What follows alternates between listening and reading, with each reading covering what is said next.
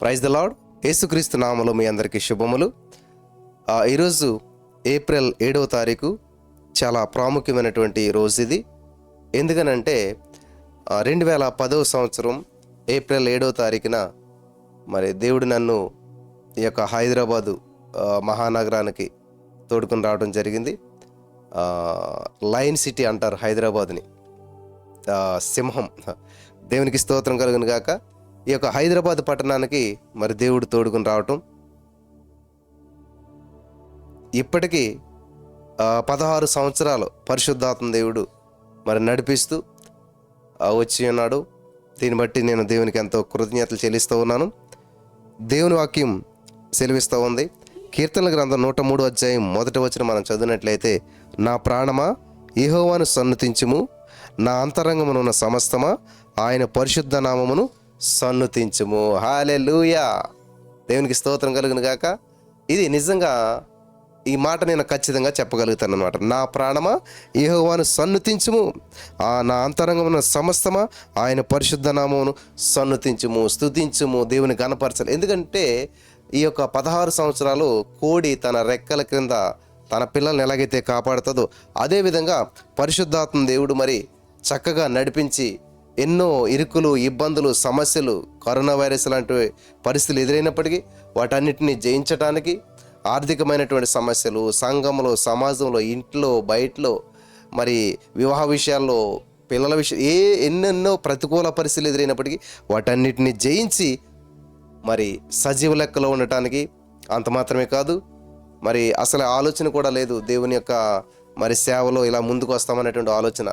చర్చికి వెళ్ళొచ్చి ఒక మెంబర్గా ఉంటాం అనుకున్నాం, కానీ దేవుడి రోజున ఊహించినటువంటి రీతిలో మరి ఆయన పరిచర్య చేయడానికి అనేక మార్గాలను ఓపెన్ చేస్తూ అనేక విధాలుగా మరి పరిశుద్ధాత్మ దేవుడు వాడుకుంటూ ఉన్నాడు. హల్లెలూయా. దేవునికి స్తోత్రం కలుగును గాక. మరి దేవుడు చేసిన యొక్క ప్రతి అద్భుతాన్ని బట్టి మేము ఎంతగానో దేవుని మహింపరచాలని చెప్పి, దేవుని ఎంతగానో గణపరచాలని చెప్పేసి ఆశతో మరి ప్రతిరోజు ప్రభు సన్నిధి కార్యక్రమాల ద్వారా ఉదయం, మధ్యాహ్నం, సాయంత్రం కూడా 3 సార్లు ప్రభు సన్నిధిలో మేము ముందుకు వస్తూ ఉన్నాం. ఎందుకంటే ఇక్కడ దేవుని వాక్యం చేస్తుంది, నా ప్రాణమా దేవుని నమ్ముకొని మౌనంగా ఉండొద్దు. హల్లెలూయా. 62 కీర్తన 5వ వచనంలో, నా ప్రాణమా దేవుని నమ్ముకొని మౌనంగా ఉండొద్దు. చాలామంది దేవుని నమ్ముకుని మౌనంగా ఉన్నారు. చాలామంది యేసుక్రీస్తు ప్రభువుని స్వీకరించి మౌనంగా ఉండిపోయారు. యేసుక్రీస్తు ప్రభు రక్షకుని అంగీకరించారు, కానీ సైలెంట్గా ఉండిపోయారు. బయటకు రాలేకపోతున్నారు, ప్రభుని మహింపరచలేకపోతున్నారు. ఇక్కడ అదే చదివిస్తున్నారు, నా ప్రాణమా దేవుని నమ్ముకొని మౌనంగా ఉండొద్దు, ఆయన వలననే మనకు నిరీక్షణ కలుగుచున్నది. అంతే కదా. చాలామందికి ఈ రోజున జీవితం ఎందుకు, ఇంక జీవితం ఇంకా నేను ఎందుకు బ్రతకాలి, నేను ఎందుకు జీవించాలి, ఇంకా నా జీవితంలో ఏ మేలు ఉన్నది, ఏ విధమైనటువంటి మంచి ఉన్నది అనేటువంటి ఆలోచనలో చాలామంది జీవిస్తూ ఉన్నారు. కానీ ఇక్కడ పరిశుద్ధాత్మ దేవుడు మన జీవితంలో చాలా అద్భుతంగా మాట్లాడుతూ చెప్తున్నటువంటి విషయాలు ఏంటంటే, నా ప్రాణమా మేలుకొనుము. 57 కీర్తన 8వ వచనంలో, స్వరమండలమా సితారా మేలుకొనుడి, నేను వేకువనే లేచేదను. హల్లెలూయా.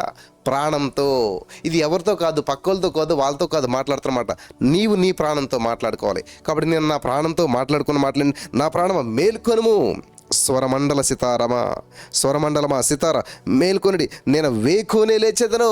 హల్లెలూయా. దేవునికి స్తోత్రం కలుగును గాక. వేకువనే లేచేదను. మనిషి జీవితంలో అత్యంత విలువైనటువంటిది, మనిషి జీవితంలో అత్యంత ప్రాముఖ్యమైనటువంటిది ఏంటంటే వేకువనే లేవటం. నువ్వు ఎప్పుడు పడుకున్నావు, ఎలా పడుకున్నావు, ఏ పరిస్థితిలో పడుకున్నావు, ఇటువంటి సిచ్యువేషన్ కూడా నువ్వు వెళ్తున్నావు, ఇదంతా పక్కన పెట్టాలి. ఎప్పుడైతే ఎర్లీ మార్నింగ్ లేచి దేవుని సన్నిధిలో నీ సమయాన్ని నువ్వు గడుపుతావో, ఆమేన్, హల్లెలూయా, అప్పుడు నువ్వు అద్భుతమైన ఫలితాన్ని చూడగలుగుతావు. కాబట్టి ఈ రోజున ఈ మాటలు వింటున్న ప్రియమైనటువంటి సహోదరి, స్నేహితులారు, యేసయ్య నిన్ను ఎంతగానో ప్రేమిస్తున్నాడు, యేసయ్య నిన్ను ఎంతగానో ఇష్టపడుతున్నాడు. కాబట్టి ఈ యొక్క అద్భుతమైన అవకాశం నువ్వు సద్వినియోగం చేసుకొని నీ ప్రాణాన్ని మౌనంగా పెట్టొద్దు. ఎంత బాగున్నదండి మాట. ఇక్కడ మనం గమనించినట్లయితే ఇంకా 43 కీర్తన 5వ వచనంలో, నా ప్రాణమా నీ వేళ కృంగి ఉన్నావు, నాలో నీ వేళ తొందరపడుచున్నావు, దేవుని యందు నిరీక్షించుము. హల్లెలూయా. ఆయన నా రక్షణకర్త, నా దేవుడు, ఇంకా నేను ఆయన స్తుతించేదను. ఏ పరిస్థితులు ఎలా ఉన్నా సరే, ఏ సిచ్యువేషన్ ఎలాగున్నా సరే, ఎంత గడ్డు పరిస్థితులు ఎదురైనా సరే, ఎంత ప్రతికూల పరిస్థితులు కూడా వెళ్తున్నా సరే దేవుని స్తుతించాలి. 2010వ సంవత్సరంలో మరి నా జీవితంలో అనేక ఫెయిల్యూర్స్ ఎదుర్కొన్నాను. మరి టీచర్ జాబ్ కానీ ట్రై చేశాను 2008లోను, 2010లోను. మరి ఎక్కడ చూసినా కూడా మరి ఏ విధమైన ప్రయోజనం లేకుండా అయిపోయింది. దగ్గర దాకా రావటం, మరి చాలాసార్లు ఉద్యోగం వస్తుంది అనుకున్నటువంటి సమయంలోనే కోల్పోవటం, నిరీక్షణ అంతా కూడా ఇంకా భవిష్యత్తు శూన్యమైపోయినట్టుగా అనిపించేటువంటిది అనమాట. ఏ నిరీక్షణ ఉండేటువంటిది కాదు. మరి జీవితం పట్ల ఇంకా ఏ జీవితాన్ని ఊహించుకునేటువంటి అవకాశాలు ఉండేటువంటివి కాదు. జీవితానికి ఇంకా ముందుకు వెళ్తుంది అనేటువంటి ఒక దారి కానీ ఒక అవకాశాలు కానీ ఏమి కనిపించే కాదు. ఎప్పటికప్పుడు ద్వారాలు మూసుకుపోతూ ఉండేటువంటివి. ఇంకా ఏం చేయాలో తెలియని పరిస్థితుల్లో ఊహించినటువంటి రీతిగా హైదరాబాద్ రావడం జరిగిందనమాట. మరి ట్రైన్ ఎక్కి జనరల్ టికెట్ తీసుకుని హైదరాబాద్ వచ్చి సికింద్రాబాద్ రైల్వే స్టేషన్లో దిగి ఎటు వెళ్ళాలో దిక్కు తోచని స్థితిలో మరి ఉంటే అలా గైడెన్స్ చేస్తే నెమ్మదిగా అలాగా హైదరాబాద్ చేరుకుని మరి స్నేహితుల రూమ్లో ఉంటూ మరి నాకు తెలియని ఫీల్డ్లో నేను ముందుకెళ్తూ మరి అలాగా ఒక్కరు కూడా దేవునికి సంబంధించిన వాళ్ళు కాదు, అన్యుల మధ్యలో దేవుని సన్నిధిలో మరి గడపడానికి అవకాశం ఉండేటువంటిది కాదు. అన్యులతో ఉంటూ అన్యులతోనే తింటూ అన్యులతోనే పడుకుంటూ అలాగా మరి దగ్గర సంవత్సరం కాలం పాటు గడపతా ఉండవలసిన పరిస్థితి ఏర్పడింది అనమాట. నిజంగా దేవుడు ఎంత నమ్మదగిన వాడు అంటే ప్రియులరా, దేవుడు నిన్ను యోసేపుని కానీ షద్రకు మేషకు అబేద్నెగోను వాళ్ళు కానీ దానియేలుని కానీ వీళ్ళందరినీ చూడండి, దేశం కానీ దేశం అన్యజనుల మధ్యకి దేవుని తెలియని ప్రజల మధ్యలకి వీళ్ళని పంపించారు. ఎందుకంటే వీళ్ళని వెలుగుగా చేయటానికి. హల్లెలూయా. వీరి ద్వారా దేవుని నామం అక్కడ మహిమపరచబడటానికి దేవుడు వీళ్ళని వాడుకున్నాడు. కాబట్టి నువ్వు ఏ ప్రదేశానికి వెళ్ళినా సరే, ఏ పరిస్థితులు కూడా నువ్వు వెళ్ళినా సరే, నిన్ను బట్టి దేవుని నామం మహిమపరచబడాలి. In the name of Jesus. Hallelujah. నిన్ను బట్టి దేవుని నామం ఘనపరచబడాలి. ఆమేన్. హల్లెలూయా. సో ఈ రోజున ఈ మాటలు వింటున్న ప్రియమైనటువంటి సహోదరి స్నేహితులారా, కాబట్టి మీరు ఏ పరిస్థితులు కూడా వెళ్తున్నా సరే, అయ్యో నన్ను ఇక్కడికి ఎందుకు తీసుకొచ్చాడు దేవుడు, ఇటువంటి పరిస్థితులు కూడా ఎందుకు వెళ్ళనిచ్చాడు దేవుడు, ఇదేంటి నేను ఎంతో ప్రార్థన చేసుకుని ఇటువంటి ప్లేస్లో పడ్డాను, ఎంతో ప్రార్థన చేసుకుని ఇటువంటి ఉద్యోగంలోకి వచ్చిందేంటి, ఎంతో ప్రార్థన చేసుకుని ఇటువంటి ప్రతికూల పరిస్థితుల్లో నేను వెళ్తాను అనేటువంటి డిసప్పాయింట్మెంట్ కానీ డిస్కరేజ్మెంట్ కానీ మీ జీవితంలో ఎప్పటికీ రానివ్వద్దు. ఆమేన్. ఎందుకని అంటారేమో, ఎందుకనంటే దేవుడు ఎప్పుడు కూడా మార్గం లేని చోట మార్గాన్ని సిద్ధపాటు చేస్తాడు. సముద్రంలో 6 నెలలు నడిపించాడు దేవుడు. అబ్రహాంతో దేవుడు చెప్తూ ఉన్నాడు, అబ్రహామా నన్ను బొమ్మలు చేసుకుంటూ ఉన్నావు, జీవలేని వాటితో నువ్వు జీవితాన్ని గడుపుతూ ఉన్నావు, జీవలేని వాటితో నువ్వు జీవనాన్ని కొనసాగిస్తూ ఉన్నావు. కాబట్టి నువ్వేం చేస్తావంటే వాటిని విడిచిపెట్టినట్లయితే జీవము కలిగినటువంటి దేవుని అనుసరించు, జీవము కలిగినటువంటి దేవునితో సహవాసం చేయి. ఆమేన్. హల్లెలూయా. అంతవరకు అబ్రహాం స్నేహం బొమ్మలతోటి, తెల్లవారితే బొమ్మలు, మరి అంతా బొమ్మలు చేసుకునేవాడు అనమాట. కానీ ఎప్పుడైతే దేవుడు మాట్లాడాడో అబ్రహామా రా అన్న వెంటనే ఆ యొక్క జీవం లేనటువంటి వాటిని విడిచిపెట్టి జీవం కలిగినటువంటి దేవుని అనుసరించడం ప్రారంభించాడు. హల్లెలూయా. దేవునికి స్తోత్రం కలుగును గాక. ఎప్పుడైతే అబ్రహాం ఇక్కడ మనం గమనించినట్లయితే ప్రియులరా, అబ్రహాము తన జీవితంలో ఆ యొక్క బొమ్మలను చేసుకుంటూ జీవించినంత కాలం తన జీవితం మాత్రమే ముందుకెళ్ళింది, తన జీవనం మాత్రమే ముందుకు సాగింది. కానీ ఎప్పుడైతే వాటిని విడిచిపెట్టి దేవుని వైపు రావడం జరిగిందో, దేవుని దగ్గరికి రావడం జరిగిందో, దేవుని దగ్గరకు వచ్చాడో, ఆమేన్. హల్లెలూయా. జీవము కలిగినటువంటి దేవుని వైపు వచ్చాడో అంతవరకు అబ్రహాము జీవనం మాత్రమే కొనసాగింది. కానీ ఎప్పుడైతే దేవుని అనుసరించడం ప్రారంభించాడో అక్కడి నుంచి ఆయన జీవితం మారిపోయింది అనమాట. అబ్రహామును బట్టి అనేక దేశాలు దీవించబడేలాగా దేవుడు చేశాడు. ఆ అబ్రహాంతో దేవుడు చెప్తున్నాడు, నిన్ను అనేక జనములకు ఆశీర్వాదకరంగా చేస్తాను, నిన్ను బట్టి అనేక దేశములు దీవించబడతాయి, నేషన్స్ దీవించబడతాయి. ఆమేన్. హల్లెలూయా. గమనించాలన్న ప్రియమైనటువంటి సహోదరి స్నేహితులారా, ఎప్పుడైతే దేవుని సంధికి మనం వచ్చామో, ఎప్పుడైతే మరి దేవునితో మనం ఒక అద్భుతమైనటువంటి రిలేషన్ మనం కలిగి ఉన్నామో, ఎప్పుడైతే దేవుని ద్వారా మనం ముందుకెళ్తూ ఉన్నామో ఇక్కడ అద్భుతమైన ఫలితాలు మనం చూడగలుగుతాం అన్నమాట. దేవుడు మన పట్ల ఒక అద్భుతమైనటువంటి ప్రణాళికలను సిద్ధం చేసే మనల్ని పిలుస్తూ ఉంటుంటాడు. ఇక్కడ అబ్రహాముని పిలిచినటువంటి దేవుడు ఏం చేస్తూ ఉన్నాడు, అబ్రహాంతో మరి మాట్లాడినటువంటి దేవుడు అబ్రహాముని పిలిచినప్పుడు ఏం చేశాడు, ఉన్నతంగా హల్లెలూయా విశ్వాసులకు తండ్రిగా మార్చాడు. నిరీక్షించినటువంటి వ్యక్తిగా ఉన్నటువంటి ఆయన్ని మరి పిలిచి జీవం కలిగినటువంటి దేవుడు ఆయన అనుసరిస్తూ ఉండగా అబ్రహామును అనేక జనాలకు మరి తండ్రిగా చేశాడు, ఆశీర్వాదకరంగా చేశాడు. అబ్రహాము సంతానం అంటాం మనం ఈ రోజున, అబ్రహాము ఆశీర్వాదాలకు మనం వారసులం అంటుంటాం ఈ రోజున. కాబట్టి మా జీవితంలో కూడా 2010 సంవత్సరంలో మరి దిక్కుతోచని పరిస్థితిలో ఉన్నప్పుడు నేను ఏం చేయాలో అర్థం కావట్లేదు. అక్కడ ఏ ఉద్యోగం లేదు, ఏ పరిస్థితి లేదు. ఏదో చిన్న ఉద్యోగం చేస్తూ ఉన్నాను, దాన్ని విడిచిపెట్టేసేసి హైదరాబాద్ వచ్చినప్పుడు మరి ఇక్కడికి వచ్చాను. తెలియని ప్రజలు, అంటే ఊరు వాళ్ళు అయినప్పటికీ అన్యులు, ప్రతికూల పరిస్థితులు, చిన్న రూమ్లో ఉంటూ ఇట్లాంటి ప్రతికూల పరిస్థితులు కూడా వెళ్తున్నప్పుడు మరి నిజంగా పరిశుద్ధాత్మ దేవుడు ఊహించినటువంటి కార్యాలు చేస్తూ దగ్గరగా మరి 15 సంవత్సరాలు 16 సంవత్సరం ఇది 16 సంవత్సరాలు కంప్లీట్ అయిపోయింది అప్పుడే 2010 నుంచి 2026 అంటే 16 సంవత్సరాలు పరిశుద్ధాత్మ దేవుడు తన మరి గైడెన్స్ ద్వారా నన్ను నడిపిస్తూ వచ్చాడు. నాకు అర్థమయ్యేది కాదు, ఈ అన్యుల మధ్యలో ఎందుకు ఉండవలసి వచ్చింది, ఈ ఆర్ఎస్ఎస్ సభ్యుల మధ్యలో ఎందుకు ఉండవలసి వచ్చింది, లేకపోతే ఇటువంటి ప్రతికూల పరిస్థితులు కూడా ఎందుకు వెళ్ళవలసి వచ్చింది అర్థమయ్యేది కాదు. అక్కడ దేవుడు అనేక మరి విషయాలు నేర్పిస్తూ అనేక విధాలుగా నన్ను నడిపిస్తూ మరి ఆయన సందులో వర్ధిలింపజేస్తూ వచ్చాడు. అనేక పాఠాలు నేర్పించుకుంటూ మరి ఎలా ఉండాలి, ఎలా చేయాలి, ఏంటి అనేటువంటిది అనేక విషయాలు నడిపించిన తర్వాత మరి గత సంవత్సరం 2025 సంవత్సరంలో పరిచర్య ఫుల్ టైం మినిస్ట్రీ చేయడానికి దేవుడు మార్గాలు సరళం చేశాడు. సండే సర్వీస్ స్టార్ట్ చేయడానికి మరి అలాగే 2024 సంవత్సరంలోనేమో మరి ఈ యొక్క ఆల్ నైట్ ప్రేయర్ ప్రారంభించడానికి మరి మొట్టమొదటి కూడిక జీవన జ్యోతులు పెడతాం, దానికి చాలామంది రావడం జరిగింది. ఈ విధంగా దేవుడు ఊహించినటువంటి రీతిలో మార్గాలను సరళం చేసుకుంటూ ఊహించినటువంటి రీతిలో అద్భుతాలు చేసుకుంటూ ఆయనకి మహిమార్థంగా మమ్మల్ని నడిపిస్తూ వచ్చి ఉన్నాడు. హల్లెలూయా, దేవునికి స్తోత్రం కలుగును గాక. దేవుడిచ్చినటువంటి పిలుపుని ఏంటంటే, ఇప్పుడు ఒక వ్యక్తికి సమస్య ఉన్నప్పుడు ఆ సమస్య నువ్వు పరిష్కరించేస్తే మళ్ళీ సమస్య వస్తే ఆ వ్యక్తి నీ వైపు చూస్తాడు. కానీ దేవుడు నాకు అటువంటి ఆలోచన ఇవ్వలేదు. ఏం చేశాడంటే, ఒక వ్యక్తికి ఒక సమస్య వచ్చినప్పుడు, ఒక ఇబ్బంది వచ్చినప్పుడు ఆ సమస్యని ఆ వ్యక్తి ఎలా సాల్వ్ చేసుకోవాలి. హల్లెలూయా. టీచర్ మెంటాలిటీ ఎలాగుంటుందంటే, ఒక సమస్యను ఆయన సాల్వ్ చేసి చూపిస్తాడు, తర్వాత ఒక సమస్యను స్టూడెంట్కి ఇస్తాడు. అప్పుడు ఆ స్టూడెంట్ ఏం చేస్తాడంటే, ఆ సమస్యను సార్ ఎలా చేస్తాడో చూసి ఆ దాని ద్వారా అవగాహన తెచ్చుకుని ఈ సమస్యను సాల్వ్ చేస్తాడు. హల్లెలూయా, దేవునికి స్తోత్రం కలుగును గాక. అలా ఈ టీచర్కి స్టూడెంట్కి ఉన్న సంబంధం అలా కొనసాగుతుంది. ఎప్పుడైతే టీచర్ యొక్క మనసును అర్థం చేసుకుంటాడో స్టూడెంటు ఏ సమస్య ఇచ్చినా, అది మార్పు చేసినా కూడా ఆ లెక్కను, ఆ సమస్యను సాల్వ్ చేయగలుగుతాడు. అప్పుడు సార్ ఎంతో సంతోషిస్తాడు. దేవుని ఉద్దేశం కూడా అంతే. నేను ఈ లోకాన్ని జయించి ఉన్నాను కాబట్టి మీరు ధైర్యంగా ఉండండి, మీరు కూడా జయిస్తారు.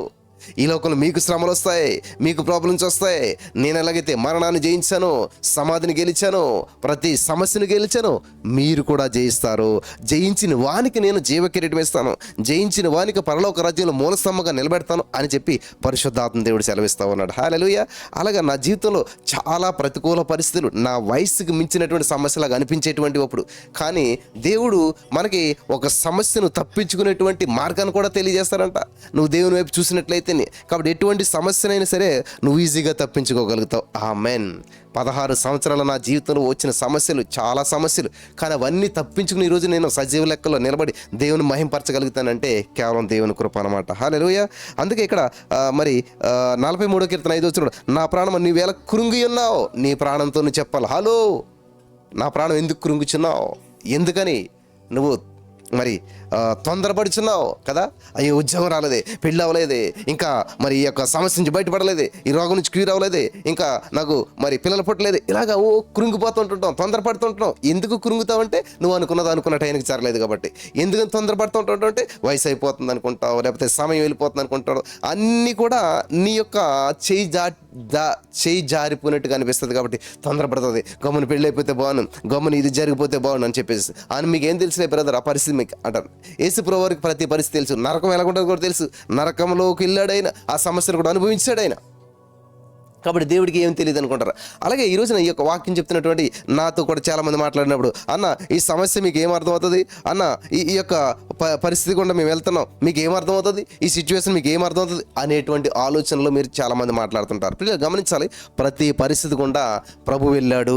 ఒకవేళ నీ పరిస్థితి నాకు అర్థం కాకపోవచ్చు, నీ సిచ్యువేషన్ నాకు అర్థం కాకపోవచ్చు, మరి ప్రభు చూస్తుంటే ఎందుకన్నా ఇంతకాలం ఇలాగా మరి మేము స్ట్రగుల్ అవుతున్నాం, ఇంత బంధకాల్లో ఉన్నాం, ఇంత సత్యం మరి మేము తెలుసుకున్నాం అనుకుంటున్నాం, కానీ ఎందుకు ఈ సిచ్యువేషన్ కూడా వెళ్తున్నాం, ఎందుకు ఎంత ప్రార్థన చేసి నీకు జరగట్లేదు అనేటువంటి ఆలోచన మీరు వస్తుంటే ఈ వాక్యం మీరు చదవండి. నా ప్రాణమా, నీ ప్రాణంతో నువ్వు చెప్పు, ఎదుటివారికి నీ సమస్యను చెప్పి వాళ్ళని ప్రశ్నించుకో, ఎదుటివారిని అడిగి ఏంటి నాకు ఇలాగవుతుంది ఏంటి అనేటువంటి ఆందోళనలోకి వెళ్ళకు, నువ్వు మాట్లాడుకో, నువ్వు సతాయించుకోవద్దు, నువ్వు నిందించుకోవద్దు. నువ్వు ఎలా చెల్లిస్తే నా ప్రాణమా, నువ్వు ధైర్యంపరచుకో. నా ప్రాణమా, నీవేళ కృంగి ఉన్నావు, నాలో నీవేళ తొందరపడుచున్నావు, దేవుని యందు నిరీక్షణించుము, ఆయన నా రక్షణకర్త, నా దేవుడు, ఇంకా నేను ఆయన స్తుతించేదను. హల్లెలూయా. ఈ మాట నువ్వు చెప్పగలగాలి. ప్రతికూల పరిస్థితుల్లో కూడా నువ్వు చెప్పగలగాలి. అనుకున్న టైంకి వివాహం జరగకపోయినా సరే, ఆందోళన పరిస్థితిలో ఉన్నా సరే, అప్పులు తీరకపోయినా సరే, అనారోగ్యం నువ్వు బాధపడుతూ ఆరోగ్యం ఇంకా కుదిరి పడకపోయినా సరే ఈ మాటలు నువ్వు పలకగలగాలి. హల్లెలూయా, దేవునికి స్తోత్రం కలుగును గాక. అలా ఎప్పుడైతే మనం పలుకుతామో అద్భుతమైన కార్యాలు మనం చూడగలుగుతాం, అద్భుతమైనటువంటి ఫలితాలు మనం చూడగలుగుతాం. ఎందుకంటే సమస్యకి ఏమవుతుందంటండి, ఎక్స్పైరీ డేట్ ప్రకటించబడుతుంది. ప్రతి సమస్యకు ఒక ఎక్స్పైరీ డేట్ ఉన్నది, ప్రతి మెడిసిన్కి ఒక ఎక్స్పైరీ డేట్ ఉన్నది, ప్రతి మనిషికి ఒక ఏమున్నదంటే ఎక్స్పైరీ డేట్ ఉన్నది. ప్రతి బాడీకి, ఆత్మకి ఎక్స్పైరీ డేట్ లేదు. హల్లెలూయా. కాబట్టి ఈరోజున నీ సమస్యకి ఇంకా సాల్వ్ లేదు, సొల్యూషన్ లేదు, పరిష్కారం లేదు అని నువ్వు అనుకుంటే చాలా పెద్ద పొరపాటు చేస్తున్నావు నువ్వు. ఎందుకంటే మన దేవుడు నమ్మదగిన వాడు. ఎటువంటి సమస్య నుంచైనా విడిపించే దేవుడు మన దేవుడు. ఎటువంటి సమస్య నుంచైనా బయటపడేలా చేసే దేవుడు మన దేవుడు. ఎటువంటి సమస్య నుంచైనా మనం విడుదల చేసే దేవుడు మన దేవుడు. హల్లెలూయా, దేవునికి స్తోత్రం కలుగును గాక. కాబట్టి ఈ రోజున నువ్వు ఎటువంటి పరిస్థితులు గుండా వెళ్తున్నా సరే, ఎటువంటి సిచ్యువేషన్ గుండా వెళ్తున్నా సరే, యేసయ్య నిన్ను ప్రేమిస్తూ ఉన్నాడు. ఆమేన్. యేసయ్య నీతో ఉన్నాడు. ఆమేన్. యేసయ్య నీ తోడుగా ఉన్నాడు. ఆమేన్. యేసయ్య నిన్ను నడిపిస్తూ ఉన్నాడు. Thank you Jesus. హల్లెలూయా.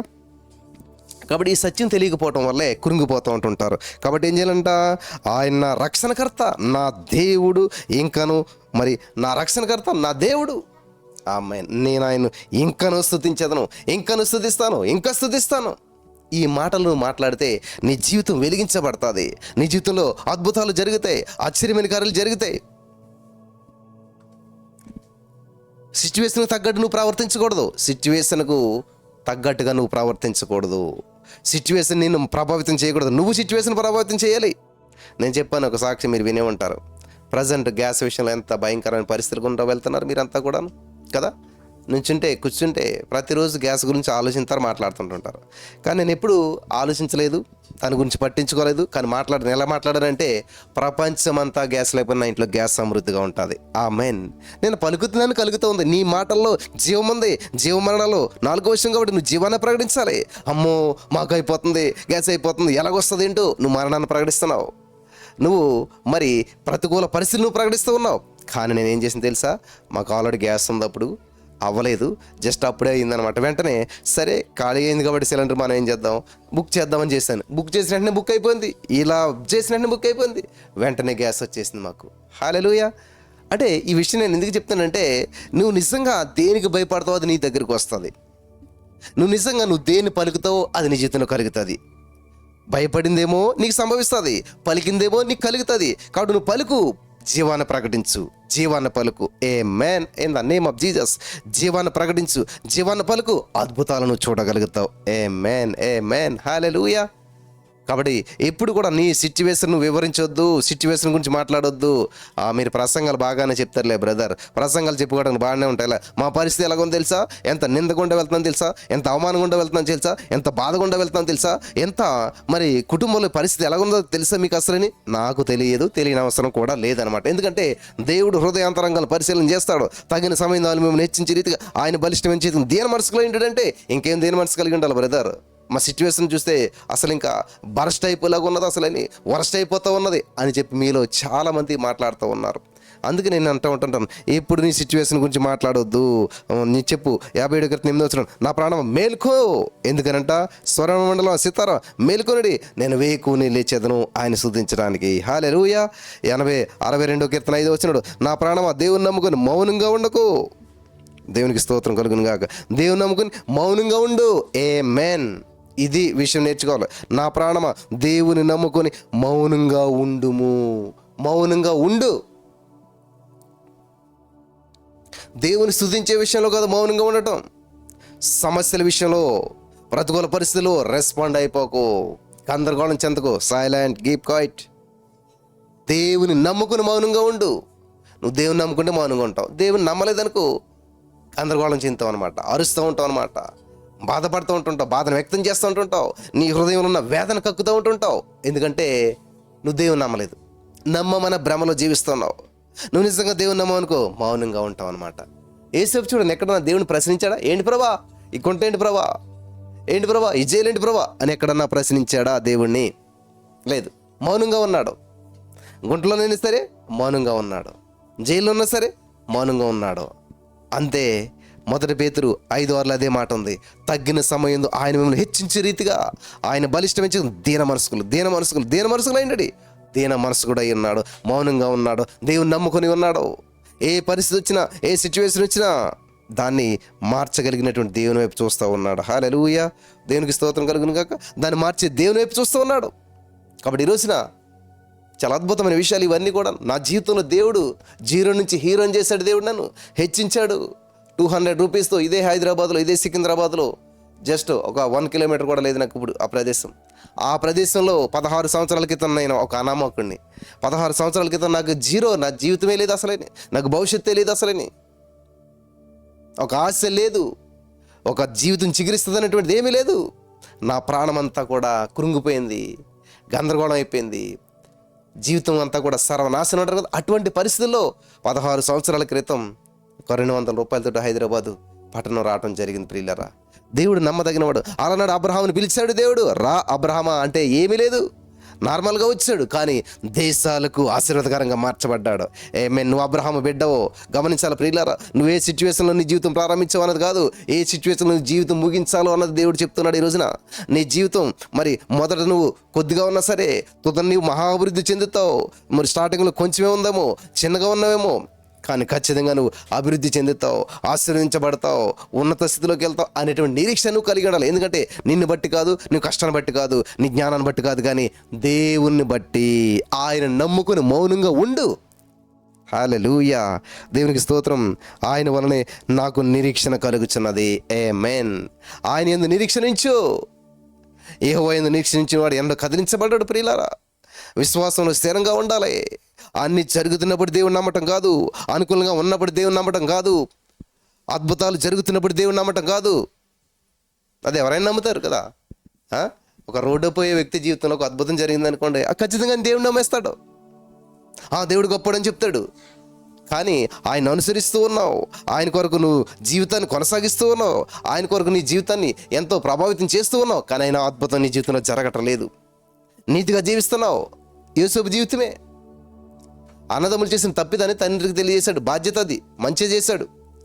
కానీ మంచి చేశాడు, మంచి చేసిన దానికి ఏమొచ్చింది? మేలుకు కీడు అనుభవిస్తున్నాడు. కొట్టు పడేస్తారు, గోతులు పడేస్తారు, అమ్మేస్తారు, బానిసం చేశారు, చంపేయాలని చూశారు. కానీ విషయం ఏంటంటే యెహోవా యోసేపునకు తోడైండెను. యోసేపునకు దేవుడు తోడై ఉన్నాడు. దేవుడు తోడై ఉన్నాడు కాబట్టే గుంటలోంచి పైకి లేపాడు. గుంటలో పడేసింది అన్నదమ్ములు, కానీ గుంటలోంచి పైకి లేపించి స్తుతి యోధాకు దేవుడు ఆ మనసిచ్చాడు. దేవునికి స్తోత్రం కలుగును గాక. నీ చుట్టూ శత్రువులు ఉన్నా, నిన్ను శత్రు సమూహం చుట్టుముట్టినా, నీ జీవితంలో ఎటువంటి ప్రతికూల పరిస్థితులు నిలబడి చేస్తున్నా, ఎటువంటి గందరగోళం నీ జీవితంలో ఉన్నా, కానీ దేవుడు నిన్ను విడిచిపెట్టడు, నీకు తోడుగా ఉంటాడు, నిన్ను విడిపిస్తాడు. 90:15 సెలవుస్తుంది. శ్రమలో నేను తోడేంటాను, విడిపిస్తాను, గొప్ప చేస్తాను. ఆమేన్. శ్రమలో నీకు తోడుగా ఉన్నాడు యేసయ్య. నీ శ్రమలో నేను ఎవరు చూడలేదు అనుకుంటున్నావా? నేను ఎవరు పట్టించుకోవట్లేదు అనుకుంటున్నావా?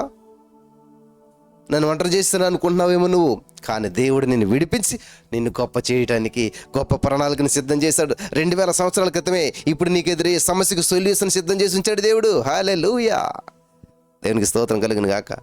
చూడండి, మీరు మెడికల్ షాప్లోకి వెళ్తారో మీకు వచ్చిన సమస్య కోసం అని చెప్పి మెడిసిన్ అడుగుతారు. నీకు వచ్చిన జబ్బును బట్టి అప్పుడు మెడిసిన్ తయారు చేస్తారా? ఆల్రెడీ అక్కడ మెడిసిన్ ముందే ఉన్నదా? గమనించాలి ప్రియులారా, సత్యాన్ని గమనించాలి.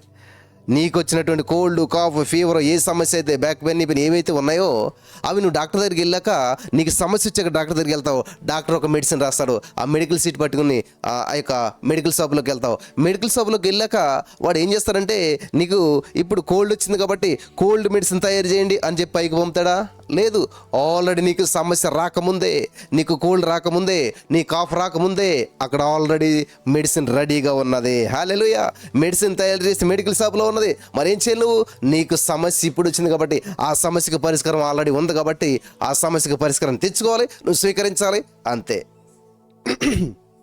హల్లెలూయా. ఈ సత్యం తెలియక చాలామంది ఇంకాను దేవుడు చేస్తాడు, దేవుడు ఇస్తాడు, దేవుడు నన్ను విడిపిస్తాడు అనేటువంటి ఆలోచనలు చూస్తాడు. దేవుడు ఆల్రెడీ చేసేసాడు, ఇచ్చేసాడు, విడిపించేశాడు, నీకు కావాల్సిన సమస్యకు పరిష్కారం ఇచ్చేసాడు. నీ భర్త నిన్ను వ్యతిరేకంగా జీవిస్తూ ఉన్నాడు, వేరే ఆమెతో ఉంటున్నాడు, మరి దానికి సొల్యూషన్ ఏంటి? ఆల్రెడీ ఇచ్చేసాడు దేవుడు, ఆల్రెడీ వెల చెల్లించేశాడు.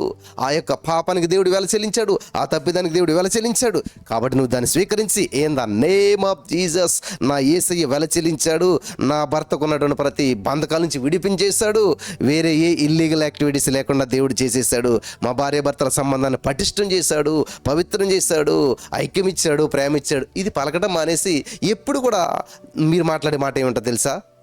ప్రతికూల వచనమే మీరు ఉచ్చరిస్తూ ఉన్నారు, అనుకూల వచనం మీరు మాట్లాడతలేదు. ఏమని? మా ఆయన మంచివాడు కాదు, అట్లా తిరుగుతున్నాడు, ఇట్లా తిరుగుతున్నాడు, అలా చేస్తున్నాడు, ఇలా చేస్తున్నాడు. ఈ వీటి వల్ల నువ్వేం చేస్తున్నావు? జీవ మరణాలు నాలుగు కోసం కదా, కాబట్టి నువ్వు మరణాన్ని ప్రకటిస్తూ ఉన్నావు, చేదును ప్రకటిస్తూ ఉన్నావు, అసూయని ప్రకటిస్తూ ఉన్నావు, ద్వేషాన్ని ప్రకటిస్తూ ఉన్నావు. ఇవన్నీ నీకేం చేస్తాయి? హాని చేస్తాయి. చూసారా? సిగరెట్ తాగుతాడు ఒక వ్యక్తి, అని పొగ వదులుతాడు, అదేమన్నా మేలా? అది చూసే వాళ్ళకి గొప్పగా కనిపిస్తుంది అనమాట, అది బయట చూసే వాళ్ళకి గొప్పగా కనిపిస్తుంది. ఈయన కూడా ఏదో రింగులు తిప్పుతూ వదులుతూ చాలా చేస్తుంటారు, అది ఆయనకి ఎంతో హాని. ఆ విషయం తెలుసుకునేసరికి జీవితం కాస్త అయిపోతుంది అనమాట. సో అలాగే ఈ రోజున నీ జీవితంలో నువ్వు మీ ఆయన ఏం చేస్తున్నాడో, నీ కుటుంబంలో నీ పరిస్థితి ఎలాగుందో, నీ జీవితం ఎలాగుందో దాన్ని వివరించొద్దు, వర్ణించొద్దు, మాట్లాడొద్దు. నువ్వు ఎలా ఉండాలో దాని గురించి మాట్లాడు, ఏం చేయాలో దాని గురించి మాట్లాడు, ఏం కావాలో దాని గురించి మాట్లాడు. హల్లెలూయా. దేవునికి స్తోత్రం కలుగును గాక. In the name of Jesus, యేసుక్రీస్తు నామములో మరి ఈ యొక్క వెలిగింపు ప్రతి వారికి పరిశుద్ధాత్మ దేవుడు ఇచ్చి నడిపించిన గాక.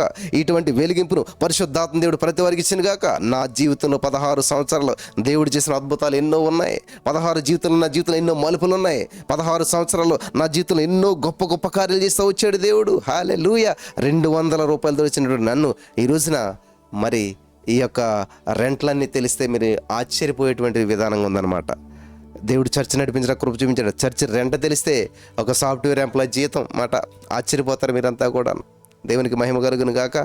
మరి ఇంకా అనేక మందికి చక్కగా శాలరీలు ఇవ్వటానికి, చక్కగా మంచి ఇంట్లో ఉండటానికి దేవుడు కృప చూపించాడు. ఇది ఇంత మాత్రమే కాదు, ఇంకా దేవుడు ఉన్నతంగా రాబోయే రోజుల్లో సొంత ఇంట్లో మరి ఇంకా ఉన్నతమైనటువంటి స్థితిలో దేవుడు నడిపిస్తూ ఉన్నాడు. Amen. I am believing, I am receiving. నా నిరీక్షణ ఆయన యందు ఉన్నది. కాబట్టి అబ్రహామును ఆశ్రయించినటువంటి దేవుడు, అబ్రహామును విస్తరింపజేసినటువంటి దేవుడు, అబ్రహాము బిడ్డనైన నన్ను కూడా ఆశీర్వాదానికి వారసుడిగా చేసి ఉన్నాడు. ఆమేన్. విస్తరింపజేసి ఉన్నాడు, ఇంకా ఇంకా ఇంకా విస్తరింపజేస్తూనే ఉంటాడు. ఆమేన్. హల్లెలూయా. దేవునికి స్తోత్రం. అందుకనే 103 కీర్తన ఒకటి వచనం, నా ప్రాణమా యెహోవాను సన్నుతించుము, నా అంతరంగమున సమస్తమా ఆయన పరిశుద్ధ నామమును సన్నుతించుము. హల్లెలూయా. స్తుతించు. ఇంతే నీ ప్రాణంతో నువ్వు చెప్పవలసిన మాట ఏంటి తెలుసు? స్తుతించు. ఆమేన్. స్తుతించు. ఆమేన్. స్తుతించు. ఆమేన్. ఎల్లప్పుడూ స్తుతించు, ఎప్పుడు స్తుతించు, యేసయ్యను స్తుతించు. Thank you Jesus. హల్లెలూయా. 103 కీర్తన 2వ వచనం, నా ప్రాణమా యెహోవాను సన్నుతించుము, ఆయన చేసిన ఉపకారంలో దేనిని మరువకుము. Thank you Jesus. హల్లెలూయా. 103 కీర్తన 22వ వచనంలో, నా ప్రాణమా యెహోవాను సన్నుతించుము. 104 కీర్తన 1వ వచనంలో, నా ప్రాణమా యెహోవాను సన్నుతించుము. దేవునికి స్తోత్రం కలుగును గాక. హల్లెలూయా. 104 కీర్తన 35వ వచనంలో చూసినట్లయితే, నా ప్రాణమా యెహోవాను సన్నుతించుము, యెహోవాను స్తుతించుడి. అబ్బా, అన్ని చూసారు ఎలాగున్నాయో. 116 కీర్తన 7వ వచనంలో, నా ప్రాణమా యెహోవా నీకు క్షేమం విస్తరింపజేసి ఉన్నాడు. ఆమేన్. క్షేమం విస్తరింపజేసి ఉన్నాడు. ఎబ్బెజ్జ చేస్తాడు, నా సరిహద్దులు విశాలపరచన్నట్లుగా మనల్ని దేవుడు విస్తరింపజేసి ఉన్నాడు. మన సరిహద్దులు విశాలపరిచాడు, మనల్ని గొప్ప చేశాడు. Amen. Thank you Jesus. Thank you Lord. హల్లెలూయా.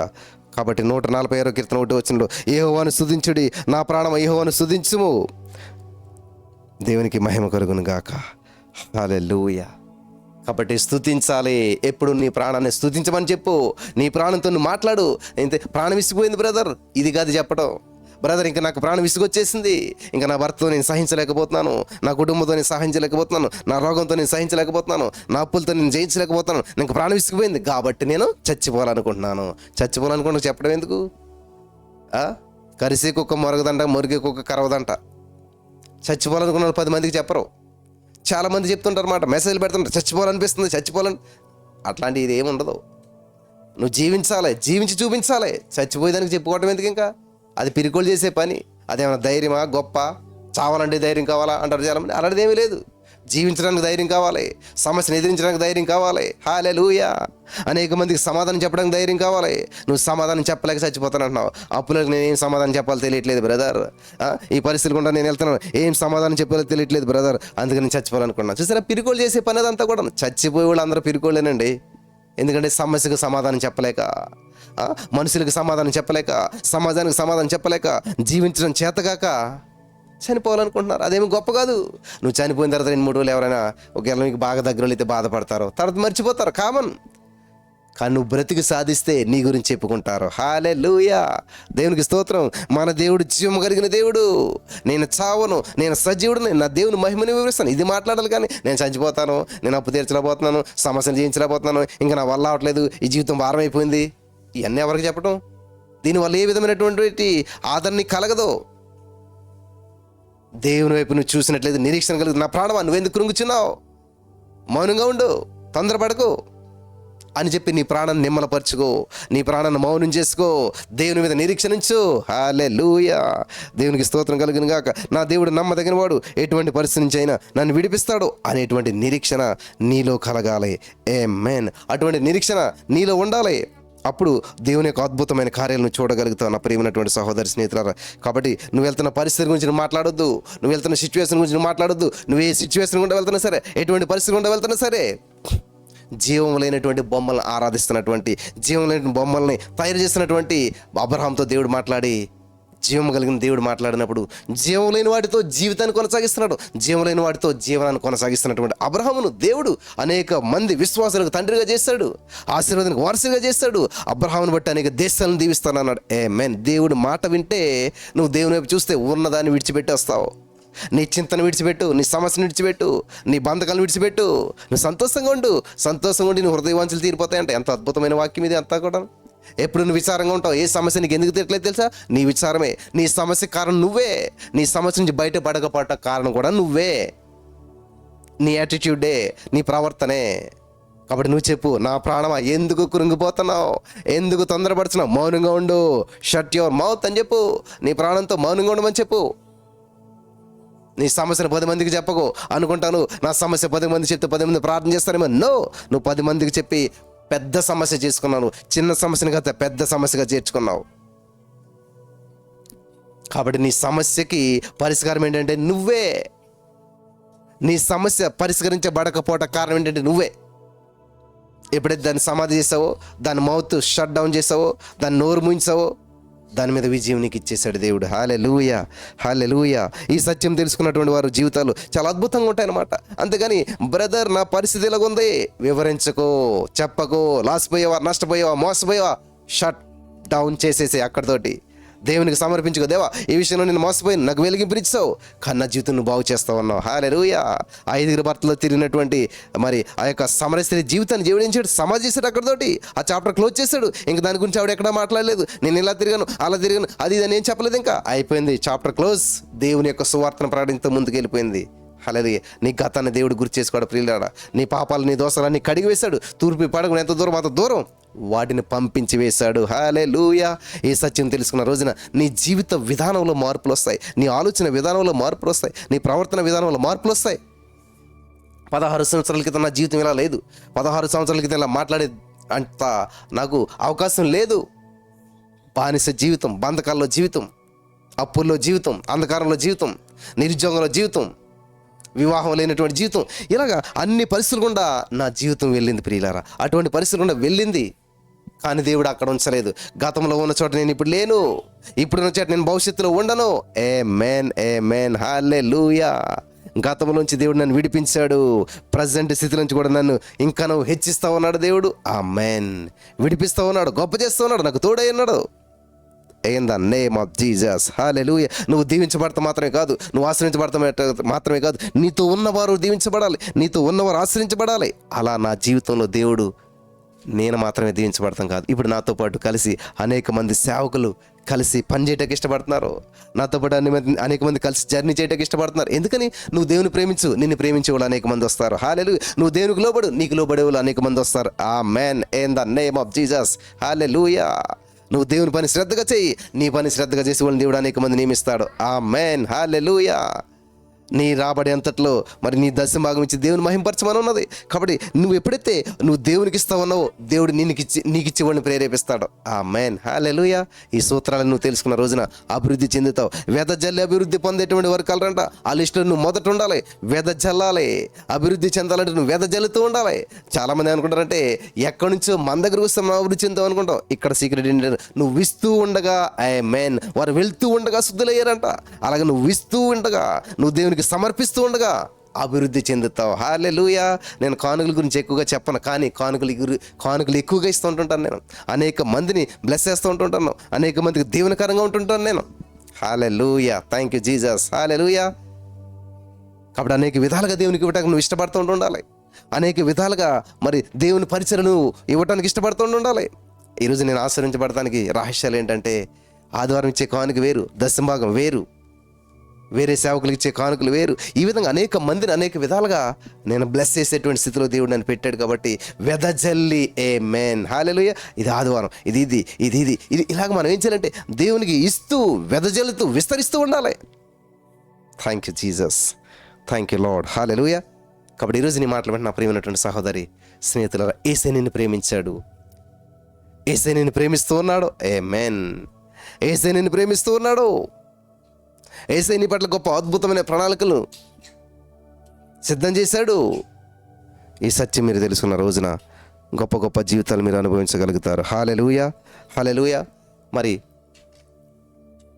దేవుడు 2010వ సంవత్సరం ఏప్రిల్ 7వ తారీఖున హైదరాబాద్ నన్ను తీసుకుని వచ్చాడు.